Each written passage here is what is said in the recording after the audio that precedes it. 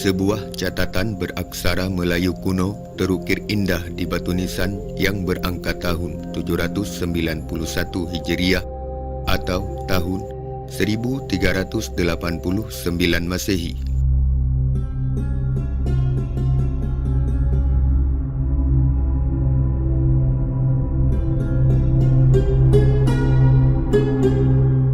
Kemunculan ini telah menggambarkan dunia sejarah dan arkeologi di Asia Tenggara, terutama untuk kalangan epigraf atau para ahli baca tulisan kuno.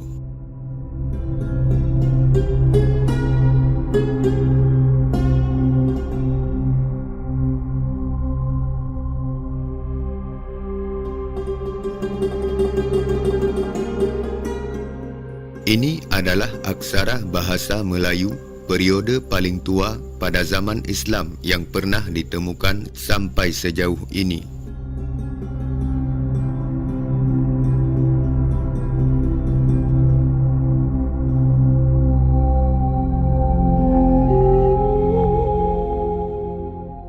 Banyak para ahli sejarah telah panjang lebar membincangkan mengenai tulisan yang terpahat di prasasti ini.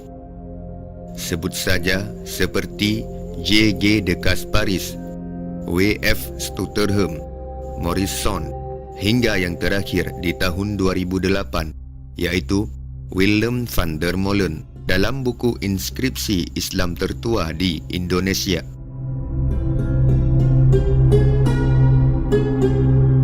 Mereka menyebutnya dengan sebutan prasasti Munjetujuh, merujuk pada tempat prasasti ini berada. Munjetujuh adalah sebuah desa atau kampung di kawasan pedalaman Aceh Utara yang masuk dalam kecamatan Perak Timur. Wilayah ini mungkin tidak begitu terkenal, berbeda dengan beberapa daerah lainnya di kabupaten yang dulunya dikenal dengan sebutan Petrodolar.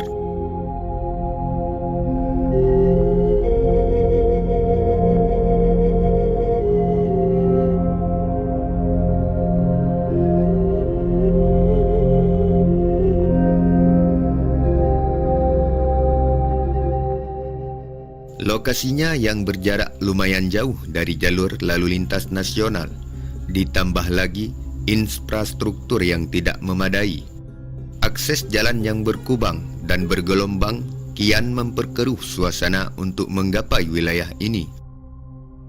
Apalagi bila ingin menobatkannya menjadi salah satu destinasi berharga kabupaten untuk wisatawan.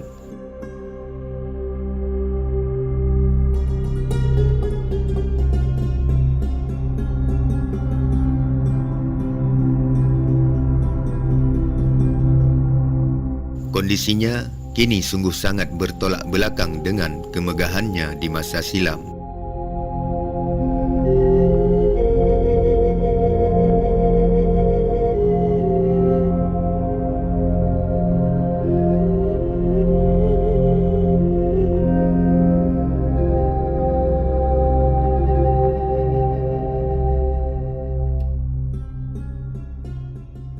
Berdasarkan hasil bacaan dan kajian para peneliti, prasasti nisan kubur ini adalah milik dari seorang ratu yang di-Pertuan Agung di Pasai dan Kedah.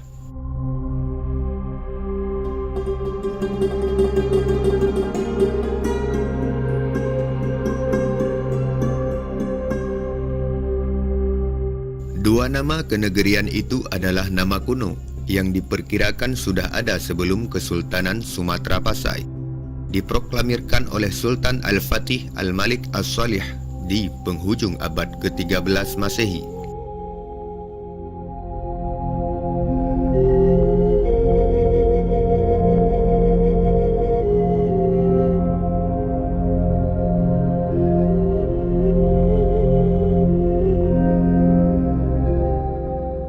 Al-Malikah Al-Mu'azzamah Danir binti Sultan Malik Ad-Dahir bin Raja Khan bin Raja Kedah adalah nama dan nasab beliau berdasarkan hasil bacaan pada inskripsi nisan bertulisan Arab oleh Taqiyuddin Muhammad yang diterbitkan dalam karyanya berjudul Daulah Salihiyah di Sumatera.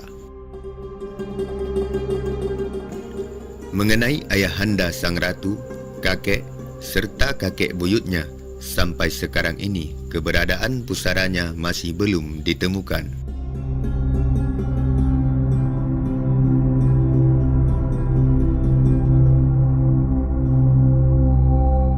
Dalam buku tersebut juga diterangkan bahawa ayah Ratu Danir, iaitu Sultan Al-Malik Ad-Dahir, adalah sultan yang menerima kedatangan Ibnu Battutah pada pertengahan abad ke-14 Masehi.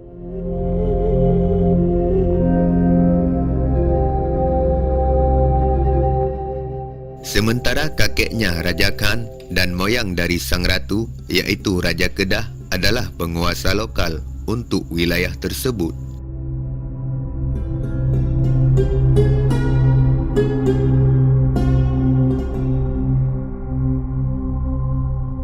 Kedah yang dimaksud di sini tentu saja bukanlah Kedah yang berada di semenanjung Malaysia, melainkan sebuah wilayah yang berada di pedalaman bagian utara Aceh hari ini.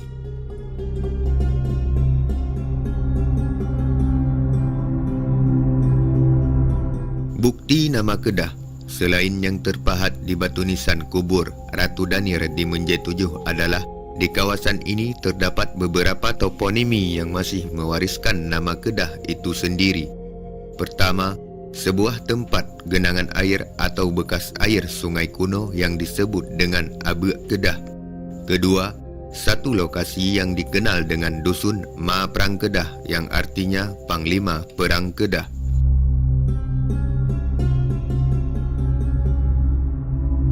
Kenegerian atau Kerajaan Kedah adalah sebuah wilayah yang berada di antara Sungai Kerutau dan Sungai Perak. Luas wilayah Kenegerian Kedah sekarang mencakup Kecamatan Payabakung, Perak Timur dan sebahagian dari Kecamatan Matangkuli.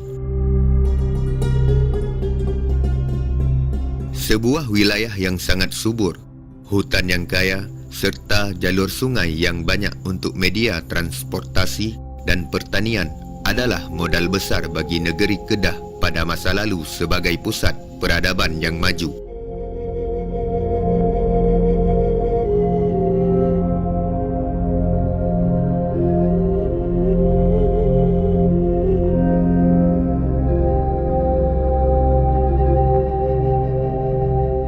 Pendaman sejarah masa silam yang sangat terang dan gemilang di bekas kenegerian Kedah ini tidak akan pernah pudar dan sirna dalam catatan sejarah.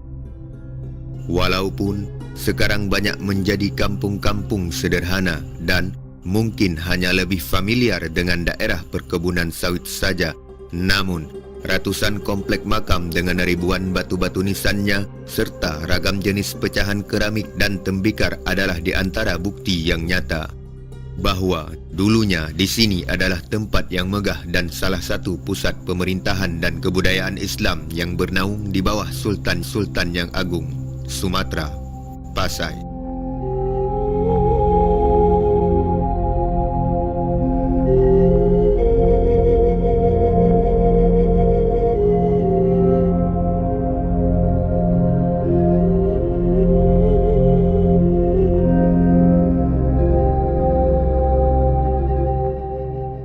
Jalan yang penuh semak berliku yang masih terbalut misteri itu harus dibersihkan untuk generasi penerus bangsa.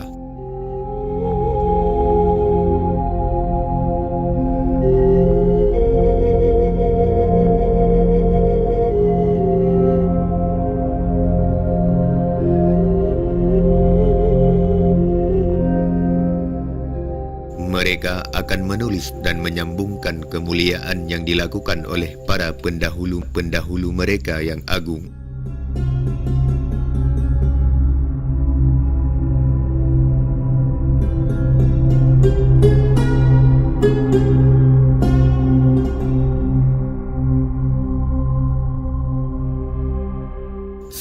hari ini, sekalipun kemegahan Kedah itu telah memudar, tapi ia tetap menjadi tempat yang penuh dengan kenangan indah di masa silam. Ia adalah mutiara sepanjang waktu